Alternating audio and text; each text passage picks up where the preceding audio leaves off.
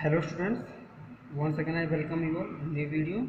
And students, today we are going to talk the next topic of our syllabus, that is mechanism of muscle contraction. Mechanism of muscle contraction. So students, this mechanism, we can say mechanism, okay, the latest theory for it, that is called sliding filament. Okay students, sliding filament theory. Sliding filament theory given by Huxley. Given by Huxley, EY. Okay students, तो Huxley साहब ने ये most accepted theory दिया था कि बच्चों muscle contraction कैसे होता है। मसल कॉन्ट्रैक्शन होता कैसे है, इसको स्लाइडिंग थियरी क्यों रखा गया नाम, क्यों बच्चों, क्या होती है, thin filament slide over thick filament. ठीक बच्चों, इस स्लाइड ओवर क्या होती है, थिन फिलामेंट क्या होती है, थिक फिलामेंट के ऊपर स्लाइड करती है। आपको जैसे मैंने बताया था डायग्राम, ये देखिए, अब आपकी बुक का डायग्राम देखिए। ठीक बच्चों, आप पहले आपकी बुक का जो मैं ये पढ़ा दे रहा हूँ आपको, मैकेनिज्म ऑफ मसल कॉन्ट्रैक्शन।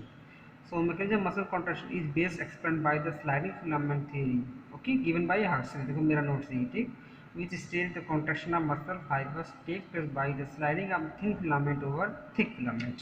तो बच्चों ये किसका स्ट्रक्चर बनाया था मैंने आपको, ये थिन फिलामेंट का था। थिन फिलामेंट की जो तीन एलिमेंट होते हैं, ट्रोपोनिन, ट्रोपोमाइसिन और एफेक्टिन, ये किसका, ये थिक फिलामेंट को। तो बच्चों ये दोनों का अरेंजमेंट कैसे होता है मसल में, ठीक है। अब यहाँ पर देखिए बच्चों, ये क्या है, ये क्या है, ये थिक फिलामेंट है, this is the thick filament.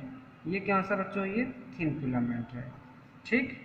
और थिक फिलामेंट में बताया था बच्चों ने, ये देखो ये हेड था ना मेरोमाइसिन का, ये हेवी वाला जो पार्ट है, ठीक है। ये हेवी वाला पार्ट देखो बच्चों यहाँ पे है, देखें आप, ये देखिए इसका ये हेवी वाला पार्ट, ये जो है आपके यहाँ पे है, ठीक। इसकी टेल देखो यहाँ पर ऐसे लगी हुई है बच्चों, इसीलिए देखो इसका क्या नाम लिखा है, एक्टिन फिलामेंट। देखो यहाँ थिन यहाँ भी लिखा हुआ है, ठीक ना, ये एक्टिन फिलामेंट है।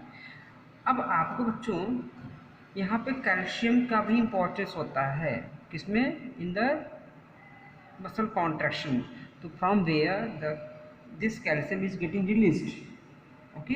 ये कैल्शियम कहाँ से रिलीज होता है, इसके लिए बच्चों आपको you have to study that the more structure of the muscle fibre, we can say muscle cell. Muscle fibre कहिए चाहे मसल सेल, मसल्स की जो सेल होती हैं वो फाइबर्स के फॉर्म में होती हैं।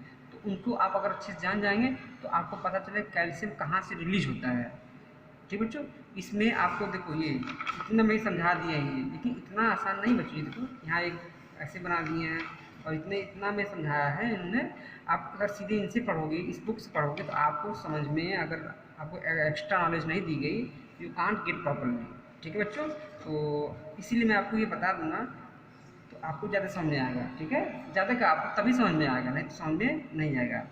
अभी तक बताया मैंने कि थिक फिलामेंट पे थिन फिलामेंट स्लाइड करता है, इसलिए इसको बोलते हैं sliding filament theory, given by Huxley, ठीक है ना। और ये बता दिए बच्चों, ये जो है ये मेरोमाइसिन का हेड है। मेरोमाइसिन का देखो यहाँ बताते करूँ बच्चों, यहाँ पे ये देखो, देख रहे हो बाएं साइड देखो, मेरोमाइसिन का हेड है बच्चों, ये हेड है, ये देखो ये एक्टिन फिलामेंट है, ठीक ना। तो मसल इसके समय होता क्या है, बताया कि ये दोनों बीच में क्या होता है, ये देखो ऐसे है, ये देखो क्रॉस बैंडिंग होती है, देखो लिखा ना क्रॉस ब्रिज, लिखा बच्चों ना क्रॉस ब्रिज। देखो ऐसा पहला स्टेप, देखो ये 4 स्टेप में पूरा होता है muscle contraction, completed in 4 steps. First step, second step, third step, fourth step. First step का कह सकते हैं बच्चों नॉर्मल, सॉरी पहला स्टेप बच्चों क्या कर सकते हैं, breaking of cross bridge. First step क्या करते हैं, breaking of cross bridge. Second stage ये ब्रेक हो चुका है, फिर वाला क्या होगा बच्चों, फॉर्मेशन ऑफ क्रॉस ब्रिज। तीसरे में क्या होगा, फिर से क्रॉस ब्रिज बनेगा, ऐसे देखो ऐसे ब्रिज, देखो दोनों देखो ये कुछ नहीं है, ये टच कर दिया, ये ब्रिज, ये देखो खाली है, ये टच कर दिया, ये ब्रिज। तो क्रॉस ब्रिज बनना, क्रॉस ब्रिज टूटना, फिर बनना फिर टूटना, बनना फिर टूटना। तो दो स्टेप बच्चों क्या है इसमें, ये देखो ब्रेकिंग ऑफ क्रॉस ब्रिज है, फिर यहाँ पे फॉर्मेशन ऑफ क्रॉस ब्रिज, ठीक, यहाँ पे ओरिएंटेशन का है ये। चौथा है स्लाइडिंग रोटेशन। ये बनने के बाद क्या होती है, देखो ऐसे जुड़ी, छोड़ी थी ऐसे, जुड़ी ऐसे, फिर देखो रोटेट करके फिर ऐसे हो गई, फिर पास पहुंची, रोटेट कर पास पहुंची, क्रॉस ब्रिज बना, फिर ये क्या हुआ, रोटेशन कर दिया इसने, रोटेशन कर दिया, फिर छोड़ दी। ये चारों स्टेप आपको पढ़ने हैं, ठीक है। लेकिन कैल्शियम का बच्चों यहाँ पे क्या है इंपॉर्टेंस है। देखो वीडियो थोड़ा लंबी होगी, आप किसी भी यूट्यूब पे चैनल पे आप देख लीजिएगा मसल कॉन्ट्रैक्शन को कितने वीडियो में, कितने मिनट में समझाया गया है, ठीक है ना, तब आपको अंदाज़ा लगेगा। It is not so much that much easy, ठीक। तो बच्चों जो कैल्शियम का इंपॉर्टेंस होता है, from where do this calcium come, calcium कहाँ से आता है भाई, मसल सेल का ही पूरा इसमें इन्वॉल्वमेंट है। तो मसल सेल को ही पहले हम लोग क्या होगा, अच्छे से स्टडी करना पड़ेगा। तो ये देखिए आपके लिए मैं नोट्स बनाया वहाँ पे बच्चों, ठीक। तो मसल फाइबर्स या मसल सेल, मसल फाइबर्स या मसल सेल, अरे आप तो you have been taught by taught about many cells by me, ठीक है। प्लांट की सेल को पढ़ाया मैंने आपको, एनिमल सेल्स को पढ़ाया मैंने आपको, ठीक है। 9th 11th में पढ़ाया सब आपको, 9th 10th में वगैरह में। तो यहाँ बच्चों एक ऐसी सेल है जो मसल की सेल है, उसे क्या बोलते हैं, मसल फाइबर्स या मसल सेल, ठीक। तो मसल सेल के बच्चों जैसे हर सेल के होते हैं, every cell having 2 parts mainly, first है प्लाज्मा मेम्ब्रेन, सेकेंड है साइटोप्लाज्म। तो प्लाज्मा मेम्ब्रेन जो होती है फॉर मसल फाइबर, इसको बोलते हैं सार्कोलेमा। ऑलरेडी मैं बता चुका हूँ फर्स्ट सेकेंड पार्ट में मसल कॉन्ट्रैक्शन के, sarcolemma, plasma membrane, plasma lemma हर जगह बोलते हैं, प्लांट हो कि चाहे एनिमल की हो, ठीक है। लेकिन यहाँ मसल की है तो सार्कोलेमा। अच्छा दूसरा क्या है, सार्कोप्लाज्म, यानी न्यूक्लियोप्लाज्म की जगह या कह सकते हैं साइटोप्लाज्म की जगह। जो साइटोप्लाज्म देखो ये सेल हो कुछ ना, सेल के देखो ये न्यूक्लियस हो गया, इसकी ये जो होती है क्या बोलते हैं, इसको न्यूक्लियोप्लाज्म बोलते हैं, साइटोप्लाज्म बोलते हैं, यहाँ पे बोलेंगे सार्कोप्लाज्म। सार्को वर्ड बहुत ही कह सकते हैं कि पेटेंट वर्ड है, ठीक है। It is the word goes with the muscle. अब बच्चों देखो सार्कोलेमा यानी सेल की जो ये सेल होती हैं मसल की, उसकी मेम्ब्रेन का नाम है। But absent in smooth muscle cells means called like all cells plasma membrane। लेकिन बच्चों क्या होती है मसल, भाई स्केलेटल मसल है, जहाँ जहाँ बोन है बच्चों उसको क्या बोलते हैं, स्केलेटल मसल। देखो यहाँ बोन है स्केलेटल मसल, लेकिन एलिमेंट्री का नाम बच्चों that is made up of smooth muscle, that is made up of smooth muscle. तो स्मूथ मसल की बनी होंगी, तो वहाँ पे क्या बोलते हैं उसको, सार्कोलेमा नहीं बोलते। वहाँ पे उसकी जो मसल की जो मेम्ब्रेन होगी उसको प्लाज्मा मेम्ब्रेन ही बोलते हैं। Once more, the membrane which is found around the smooth muscle cell, smooth muscle, ठीक है, या smooth muscle cell is called the same name as usual cells। बाकी जो सेल्स होती हैं उन्हीं के जैसा उनका नाम प्लाज्मा मेम्ब्रेन ही बोला गया है, ठीक है। हालांकि ये आपको बस एक जानकारी दे दी मैंने बच्चों। सार्कोप्लाज्म यानी कि साइटोप्लाज्म में बता चुका हूँ मैं, दो चीज़ें हो सकती हैं, जिससे नॉर्मल सेल का सेल ऑर्गेनिल्स और सेल इंक्लूजन, ठीक है। तो पहले सेल ऑर्गेनिल्स में जैसे कि नॉर्मल सेल होती है प्लांट की, एनिमल की, तो साइड आपके क्या होते हैं, माइटोकॉन्ड्रिया है, प्लांट है तो प्लास्टिड है, लाइसोसोम है, गोल्जी बॉडी है, ठीक है बच्चों। उसी तरह से यहाँ पे क्या हो गया, साइकोप्लाज्मिक ऑर्गेनल्स, सेल ऑर्गेनल्स तो बोलेंगे जैसे उसका हो गया, लेकिन साइटोप्लाज्म में जो सेल ऑर्गेनल्स होंगे मसल की, उसको क्या बोलते हैं, सार्कोप्लाज्मिक ऑर्गेनल्स। और सार्कोप्लाज्मिक ऑर्गेनल्स बच्चों क्या होगा, माइटोकॉन्ड्रिया होगी, एंडोप्लाज्मिक रेटिकुलम होगा, न्यूक्लियस होगा और मायोफिलामेंट, ठीक है। ये चार चीज़ें देख रहे हैं बच्चों। तो मायोफिलामेंट से शुरू करते हैं, तो मायोसोम्स बोलते हैं, क्या बोलते हैं बच्चों, मायोसोम्स। माइक्रोसोम्स भी बोल सकते हैं ये, और या इसको बोल सकते हैं एक्टिन और मायोसिन। भाई साइटोप्लाज्म ही तो प्रोटीन बच्चों बनने के बाद इसमें क्या स्टोर होगी ना, तो प्रोटीन क्या बोलेंगे, एक्टिन प्रोटीन या मायोसिन प्रोटीन, ठीक। न्यूक्लियस क्या होगा बच्चों, multi nucleated syncytium mainly nucleus in one cell, ये सिंसाइटियम पाई जाती है, ठीक है बच्चों। माइटोकॉन्ड्रिया यहाँ अब यहाँ देखिए, mitochondria of the muscle fibre और मसल सेल इज कॉल्ड सार्कोसोम्स। आपके एमसीक्यू में आ सकता है कि mitochondria of the muscle fibre और सेल इज नोन एज सार्कोसोम्स। अब बच्चों अब endoplasmic reticulum, yes this is the important for the muscle contraction. जो इंडोप्लाज्मिक रेटिकुलम होती है मसल फाइबर की चाहे मसल सेल की, उसको बोलते हैं sarcoplasmic reticulum. For the point यही आपके काम का है, ठीक है। जो मसल फाइबर की मसल सेल की इंडोप्लाज्मिक रेटिकुलम होते हैं, सार्कोप्लाज्मिक रेटिकुलम बोलते हैं। बच्चों इसके दो पार्ट, एक टी ट्यूब्यूल एक एल ट्यूब्यूल। एक क्या होगा, टी ट्यूब्यूल एक क्या होता है, एल ट्यूब्यूल, ठीक है। एक टी ट्यूब्यूल एक एल ट्यूब्यूल। और बच्चों यहाँ पे आप देखिए एक डायग्राम और देखिए, आपको this will be helping you. और देखो बच्चों देखो यहाँ पे देखो यहाँ पे देखो यही ये है, आप कर सकते हो फिगर सार्को। अब एग्जैक्ट फिगर नहीं है सार्कोप्लाज्मिक रेडियस, ये आपको रिप्रेजेंटेशन है,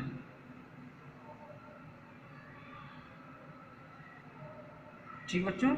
ये आपको क्या है, ये एक तरह का रिप्रेजेंटेशन है सार्कोप्लाज्मिक रेटिकुलम, ठीक है। तो इसमें देखो ये एल टिब्यूल देखो ऐसे है, ये देखो एल लॉन्गिट्यूडनल है, बच्चों ये ट्रांसवर्स शेप में है ना, तो ये टी टिब्यूल। और ये जो एल टिब्यूल होता है बच्चों, इसी के पास क्या होता है, ये कैल्शियम भरा होता है, रिजर्वायर ऑफ कैल्शियम होता है। इस क्या बोलते हैं,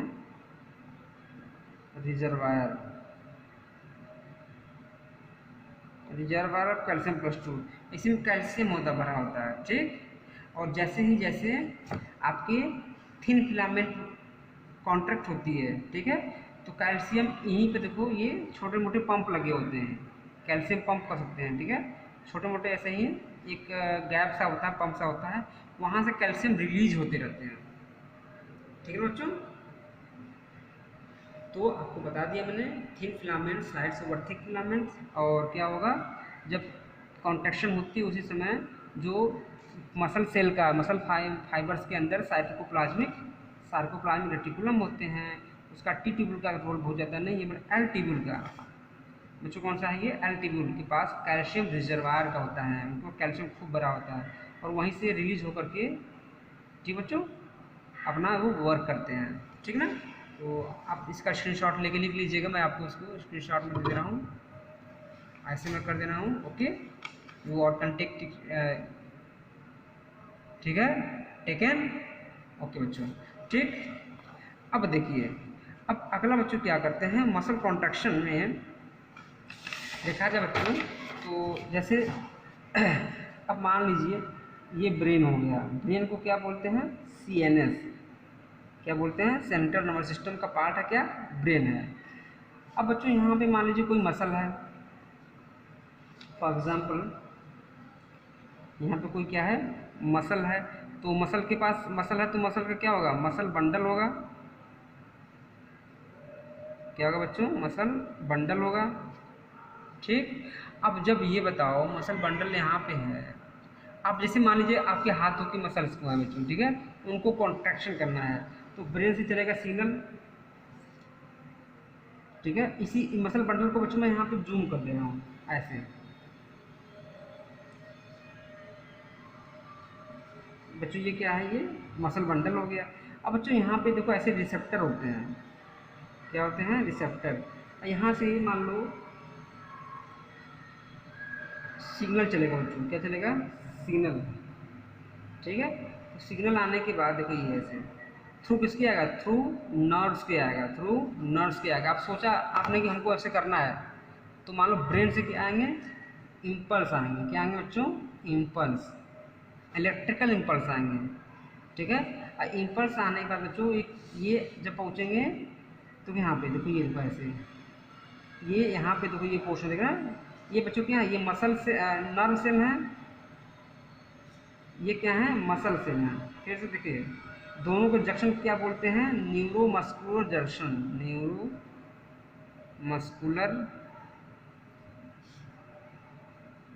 जंक्शन। ठीक है बच्चों, तो न्यूरोमस्कुलर जंक्शन यहाँ पे हो गया।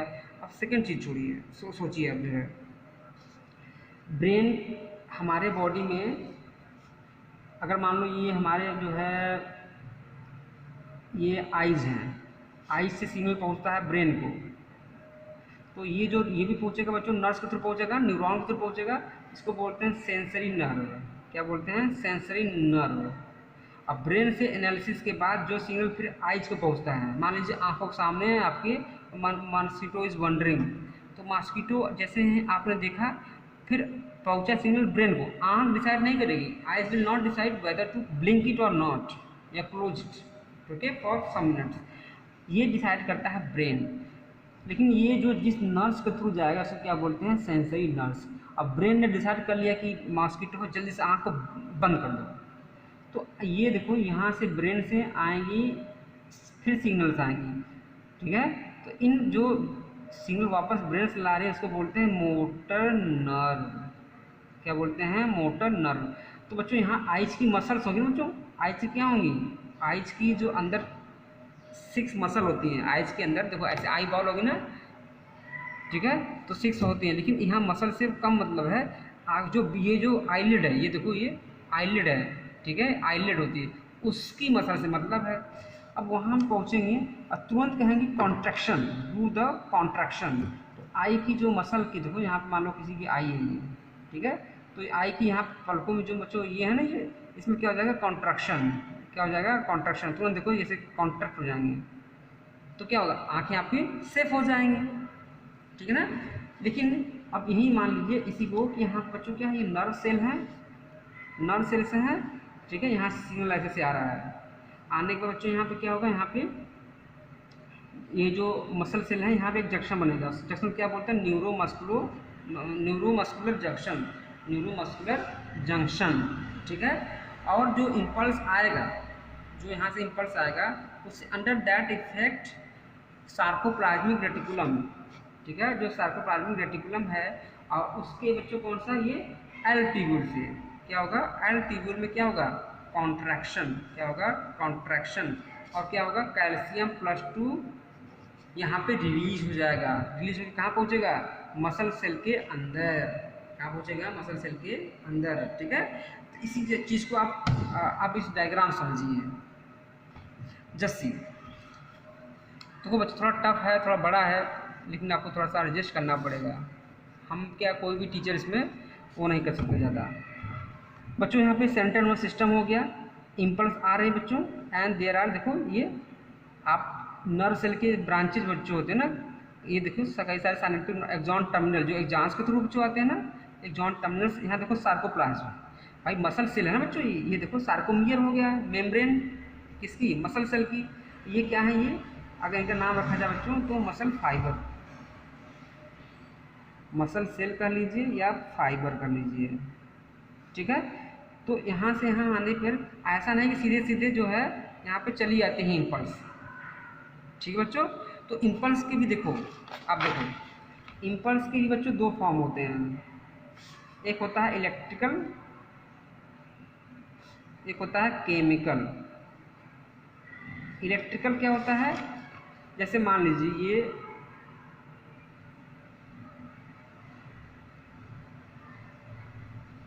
बच्चों यहाँ से देखो ये रिसीव किया, ये डेंड्राइट्स हैं, ठीक है, यहाँ से रिसीव करने पर यहाँ से देखो यहाँ तक आ गए, ठीक है, यहाँ तक होगी। लेकिन बच्चों एक नर्व सेल और भी है, एक नर्व सेल मान लीजिए,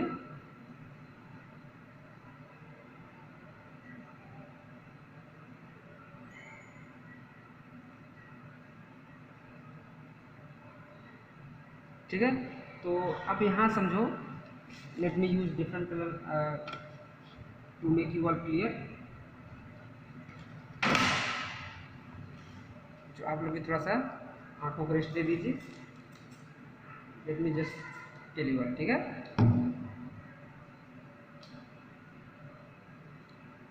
देखो बच्चों, एक इम्पल्स मान लो ये ब्रेन से बच्चों यहाँ से चला ऐसे ऐसे,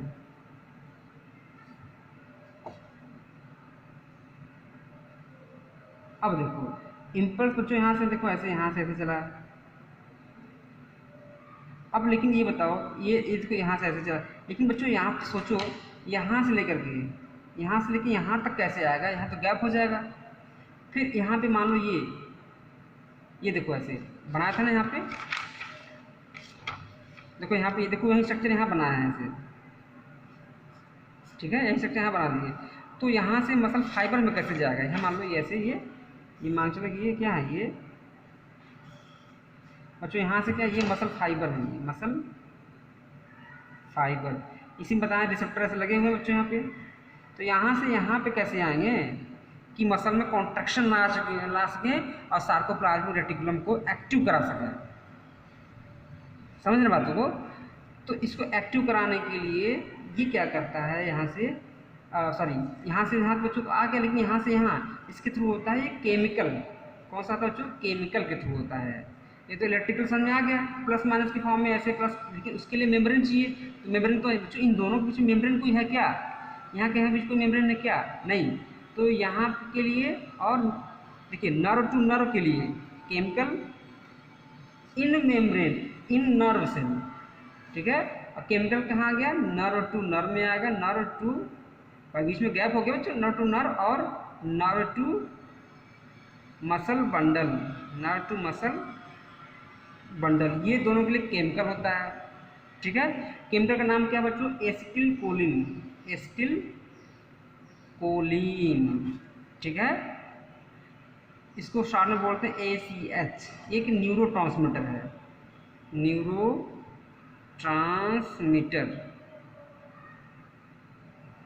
ट्रांसमीटर यानी कि जो न्यूरॉन्स के थ्रू ट्रांसमिट होता है, ठीक है बच्चों, that is called neuro transmitter.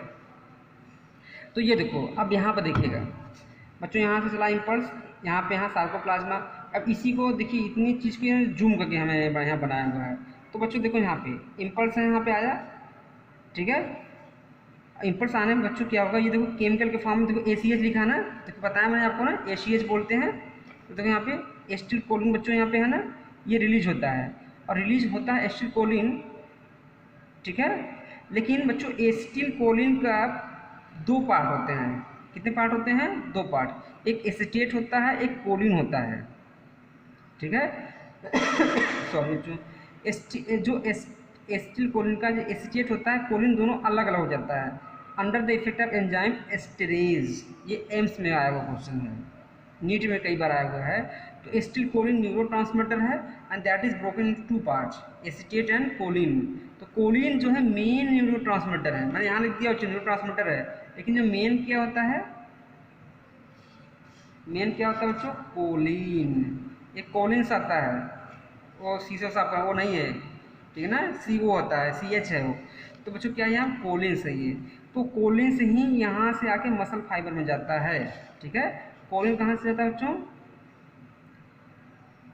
Neuron to muscle fibres, यही होता है। और इसी के ये बच्चों क्या करेगा, एक एक्टिवेटर काम करता है। कैसा काम करता है? एक्टिवेटर। तो कोलिन जैसे रिलीज होगा, तो अब बच्चों अब सेल के अंदर रिलीज होगा बच्चों, ये कहाँ होगा? In release in cell, released in muscle cell. अब मसल सेल को जैसे ही बाहर से मिलेगा ये एसिटिल कोलिन या कोलिन मिलेगा, वो शॉक में आ जाएगी। कैसे आ जाएगी? शॉक में। शॉक में आने पर क्या करेगी, उसके अंदर का जो बताया था ना एंडोप्लाज्मिक रेटिकुलम को जगह क्या बोलते हैं? Sarcoplasmic reticulum. सार्कोप्लाज्मिक रेटिकुलम क्या है? सेल ऑर्गेनल्स बच्चों। अरे भाई ये देखो ना, आप लोग कंफ्यूज हो जाते हो यार। देखो ये बताया था ना, ये देखो बताया था बच्चों ना, सार्कोप्लाज्मिक रेटिकुलम, टी ट्यूब्यूल और एल ट्यूब्यूल, ठीक है ना। तो जैसे ही मिलेगा ERK में क्या, इसमें एल ट्यूब्यूल एक्टिव हो जाएगी। क्या हो जाएगी? एक्टिव। और एक्टिव होकर क्या करेगी बच्चों, ये यहाँ से अपने वो जो कैल्शियम के जो पंप हैं, यहाँ से कैल्शियम को रिलीज कर देंगे, ठीक है ना। और कैल्शियम का रोल आगे कैसा होता है, क्या रोल होगा, हम आपको इस वीडियो का पार्ट 2 बताएंगे, ठीक है ना। नहीं तो आपको समझ में कम आएगा, आप इतना पहले पढ़ लीजिएगा तो आपको समझ में आएगा, ठीक है ना। तो ठीक है बच्चों, देखिए मैंने आपको इसमें ये मैं कल बताऊंगा आपको, ठीक है। मैंने आपको आज बताया बस इतना कि थिन फिलामेंट थिक फिलामेंट पर स्लाइड होता है। स्लाइड होने पर क्या होता है कि चार स्टेप में होता है। पहला ब्रेकिंग ऑफ क्रॉस ब्रिज, जो पहले बना हुआ है वो टूटेगा। कहोगे पहले सब तोड़ रहे हैं फिर बना रहे हैं, भाई ये स्टेप बाई स्टेप प्रोसेस है, रिदमिक प्रोसेस है ये, ठीक है ना। जैसे मैं देखो ऐसे कर रहा हूँ, ये बाबा टूट रहे बन रहे हैं, बाबा टूट रहे, देखो ये टूट रहे बन रहे हैं, ठीक है। तो ब्रेकिंग ऑफ क्रॉस ब्रिज जो पहले बना टूटेगा, देखो यहाँ पे टूटना शुरू होगा बच्चों, यहाँ पे टूट गया। फिर यहाँ एनर्जी देखो एनर्जी एटीपी है, एटीपी भी टूट रही है, एटीपी और प्लस आईपी में टूट रही है। फिर बच्चों फिर से बन गया, फिर से स्लाइडिंग या रोटेशन हो रहा है, इसलिए इसको क्या नाम बोलते हैं, स्लाइडिंग फिलामेंट थियरी या स्लाइडिंग थियरी बोलते हैं, ठीक। इसी में बताया मैंने आपको कि मसल सेल का स्ट्रक्चर कैसा होता है बच्चों, ठीक है। मसल सेल का स्ट्रक्चर बता दिया मैंने, ये देखिए मसल सेल का स्ट्रक्चर बता दिया। और इसको बताने का मेरा एक ही जो है एम था, that is to make you learn about the ER. ER जो होती है मसल सेल की, इसको बोलते हैं सार्कोप्लाज्मिक रेटिकुलम, ठीक है। उसमें टी ट्यूबुल और एल ट्यूबुल। अब आपको एल ट्यूबुल बच्चों ज़्यादा अच्छा समझ में आएगा, ठीक ना।